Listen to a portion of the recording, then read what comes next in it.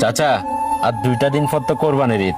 আপনারাও কোরবান দিচ্ছেন, আমরাও দিচ্ছি, অথচ আমাদের ভিতরে কোনো মিলমিশ নেই। এই কোরবান কি আল্লাহ কবুল করবে? মুখলেস, দাঁড়া। কিরে ভাইয়া? মুখলেস, আর 2টা দিন পর তো কোরবানির ঈদ। এখন ভাবছি চল 2 ভাই গিয়ে চাচার সাথে কথা বলে ফেলি, দেখবি মনের দিক থেকে অনেক ভালো লাগবে। কিরে ভাইয়া, তুই কোনো পাগল হয়ে গেছস? কয়দিন আগে না আমার মা বাবার সাথে কত রকমের যায় ঝামেলা করলো, আমাদের জায়গা জমিন নাকি আমাদেরকে কম হয়রানি করছে। তুই আবার এই মানুষটার সাথে কথা বলতে বলতেছস? এখন তুই আমার কেমনে বলতেছস চাচার সাথে কথা বলতে? তুই কি পাগল হয়ে গেলি? শুন ভাই, আসলে আমি পাগলেই নাই। একটু চিন্তা করে দেখতো, আমরা কোরবানটা কারে খুশি করার জন্য দিচ্ছি? আল্লাহর রাজি খুশি করার জন্যই তো, তাই না ভাই? তাহলে একটু চিন্তা করে দেখতো, অথচ আমাদের আত্মীয় স্বজনের সাথে যদি আমাদের মিল মিশে না থাকে, তাহলে আল্লাহ কি খুশি হবে? আল্লাহ তো বলছে মনের পশুটা কোরবানি দাও, বনের পশু না। তাহলে চল ভাই, আর মন খারাপ করে কোনো লাভ হইতো না। অতীতের সব চিন্তা বাদ দিয়ে চল ভাই চাচার সাথে গিয়ে কথা বলে ফেলি, আর না করিস না। আরে ভাইয়া, আমি সব কিছু বুঝলাম, তারপরেও আমার মন আগাইতেছে না চাচার সাথে কথা বলি। আমাদেরকে কি কম কষ্ট দিছিল?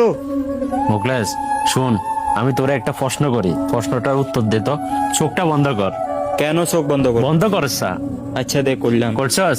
আচ্ছা, তুই কি টাকা পয়সা, অর্থ সম্পত্তি, ক্ষমতা, হিংসা, অহংকার কোনো কিছু দেখতে পারতেছস? না তো। কোনো কিছু দেখতে পারতেছস না? না। এবারে চোখটা খুল।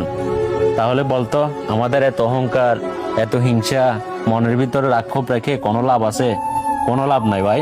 চল 2 দিন পর যেহেতু কোরবান, তাহলে চল চাচার সাথে গিয়ে আমরা কথা বলে ফেলি। এতে দেখবি আল্লাহ খুশি হবে, আমাদের কাছে অনেক ভালো লাগবে।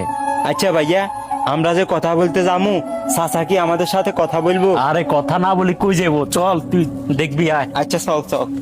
চাচা! চাচা, আপনি আমাদের সাথে কথা বলবেন না? আমরা তো আপনার ছেলেরই মতো, তাই না? চাচা, আর 2টা দিন পর তো কোরবানির ঈদ। আপনারাও কোরবান দিচ্ছেন, আমরাও দিচ্ছি, অথচ আমাদের ভিতরে কোনো মিলমিশ নেই। এই কোরবান কি আল্লাহ কবুল করবে?